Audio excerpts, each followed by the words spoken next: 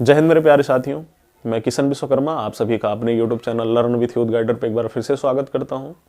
कैसे हैं आप सभी? आशा करते हैं आप लोग बहुत अच्छे होंगे और आपके फिजिकल की तैयारी भी बहुत अच्छे से चल रही होगी। हालांकि ठंडी तो बहुत है, अभी बहुत सारे लोग फिजिकल के लिए नहीं जा रहे हैं, ठीक है, लेकिन आप लोग जाइए।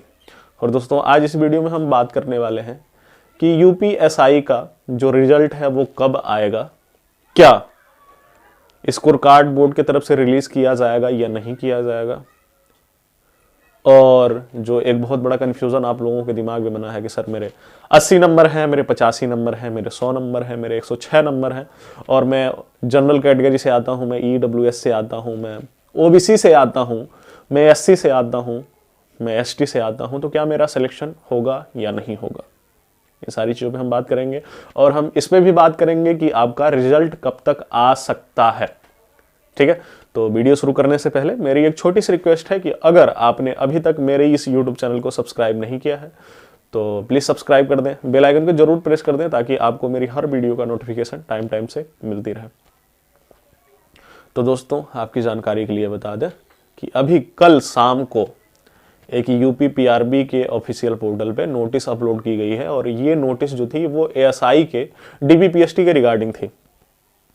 जो एसआई की भर्ती आई थी उसका डीबीपीएसटी के रिगार्डिंग थी और उसका जो एग्जाम हुआ था वो हमारा जो यूपीएसआई का एग्जाम हुआ है उससे बाद में हुआ है, लेकिन उसकी जो डीबीपीएसटी की नोटिस है वो पहले अपलोड कर दी गई। क्यों कर दी गई? क्योंकि उसमें पदों की संख्या कम है और उसमें अपीयर होने वाले नंबर ऑफ कैंडिडेट भी कम है। तो बोर्ड को पता है कि ये जो भर्ती प्रक्रिया है इसको कम संसाधनों में ही पूरा करा लिया जाएगा और उसमें भी बाकायदा दिया हुआ कि कैसे समितियों का गठन होना है, कैसे किस बिहाफ पे कैंडिडेट को बुलाया जाएगा, कौन कौन से डॉक्यूमेंट्स चाहिए, आपके शरीर की मापदंड क्या होनी चाहिए, सारी चीज़ें दी हुई हैं।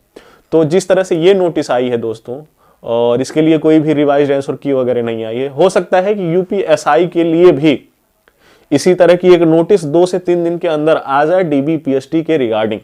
2 से 3 दिन का मतलब 5 तारीख से पहले, 5 जनवरी से पहले, ठीक है। और एक न्यूज़ बहुत तेजी से और वायरल हो रही है कि जो यूपीएसआई का रिजल्ट है वो 8 जनवरी को आएगा, ठीक है।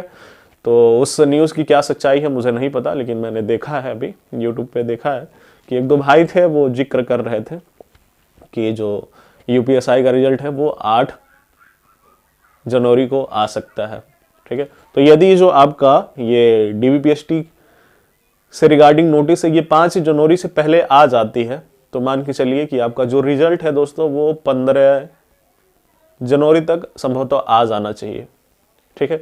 इस बीच आपको करना क्या है, आपके यदि नंबर 80 प्लस हो रहे हैं, ध्यान से सुनिए, ये चीज मैं बार बार अपनी वीडियो में बोल रहा हूं, आपके नंबर यदि 80 प्लस हो रहे हैं और आप एसटी, एससी, ओबीसी कैटेगरी से बिलोंग करते हैं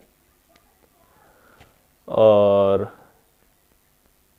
आप जनरल कैटेगरी से नहीं बिलोंग करते हैं तो आपके जितने भी डॉक्यूमेंट्स हैं, चाहे वो आधार कार्ड हो गया, चाहे वो आपका मार्कशीट हो गई, या आपकी ये क्या कहते हैं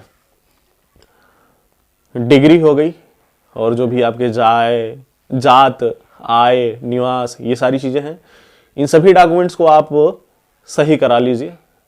सही कराने का मतलब ये कि इन सभी चीज़ों को इकट्ठा कर लीजिए, ठीक है। जब आपकी डीबीपीएसटी होगी तो आपको इन चीज़ों को लेके जाना पड़ेगा, ठीक है।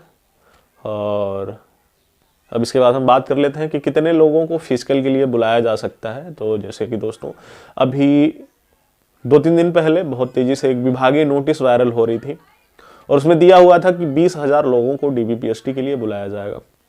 तो इस बार जो यूपीएसआई में रिक्त पदों की संख्या है ये है दोस्तों 9500 से थोड़ी सी ज्यादा, 9500 के आसपास है लगभग, और बुलाने की बात कही जा रही है 20,000, यानी कि 2 गुने से थोड़ा सा ज्यादा, 2 गुने से थोड़ा सा ज्यादा। तो इसका मतलब क्या हुआ कि क्या बस 20,000 ही कैंडिडेट को बुला के सिलेक्ट कर लिया जाएगा, उसी में से ये 9500 के आसपास बच्चे मिल जाएंगे? नहीं, पहले 20,000 लोगों को बुलाया जाएगा, उनका डीबीपीएसटी कराया जाएगा, ठीक है। यदि 9500 पदों की भरपाई 20,000 कैंडिडेट में से ही हो जाती है तो बोर्ड दोबारा से कोई भी लिस्ट वगैरह जारी नहीं करेगा। लेकिन यदि 9500 पदों की पूर्ति इन 20,000 कैंडिडेट से नहीं हो पाती है तो बोर्ड को मजबूरन और ज्यादा कैंडिडेट को बुलाना पड़ेगा। ऐसा पहले भी हुआ है, पहली बार नहीं हो रहा है, पहले भी हुआ है। ठीक है, तो आपको हताश नहीं होना है, ध्यान से कंसंट्रेट होके आपको फिजिकल की भी तैयारी करनी है। भले ही कितनी ठंड पड़ जाए, ठंड देखिए मेरे यहाँ बहुत ज़्यादा है और अभी मैं गांव में हूँ और मेरे गांव के बगल में नदी है, तो इस वजह से यहाँ पे ठंड बहुत ज़्यादा है। तो इस वजह से देखिए मैंने गर्म कपड़े वगैरह बहुत ज़्यादा पहने हुए हैं। ठीक है, टोपी भी मैंने नहीं निकाली है क्योंकि अभी गलन बहुत ज़्यादा है। तो इन चीज़ों को अवॉइड करिए, एक टाइम जाइए, आराम से दौड़िए। दौड़ना बुरी बात नहीं है, आपका सिलेक्शन हो जाता है तो भी और नहीं होता है तो भी आप फिट तो रहेंगे। अब देखिए मैंने दौड़ना छोड़ दिया तो मैं मोटा हो गया। अभी जाता हूँ तो 6 से 7 चक्कर 8 चक्कर लगाते लगाते मतलब मेरी हालत हो जाती है ख़राब। तो ऐसा नहीं करना है, एकदम से कंसंट्रेट होइए, फिजिकल की तैयारी करिए और बाकी प्रभु जी हैं, जो चाहेंगे वो होगा। और अगर आपने एग्ज़ाम में अच्छा किया है तो 100% आपका सिलेक्शन होगा, कोई भी माई का लाल नहीं रोक सकता है। ठीक है, फालतू के र्यूमर से बचिए। और कुछ लोग ये कह रहे थे मेरे भाई कि पिछली बार जो यूपीएसआई की सीटें थी वो खाली चली गई थी। तो देखो, ओबीसी और जनरल की सीटें नहीं खाली थी, ओबीसी और जनरल की सीटें नहीं खाली थी, एसटी और कुछ महिलाओं की सीटें खाली रह गई थी। क्यों रह गई थी? क्योंकि आप सभी लोग जानते हैं कि जो यूपी में एसटी कैटेगरी की संख्या है वो बहुत ही कम है, महिलाओं की संख्या मिलती ही नहीं है यार एग्जाम वगैरह में। ठीक है, तो इसी वजह से सीटें खाली हो गई थी।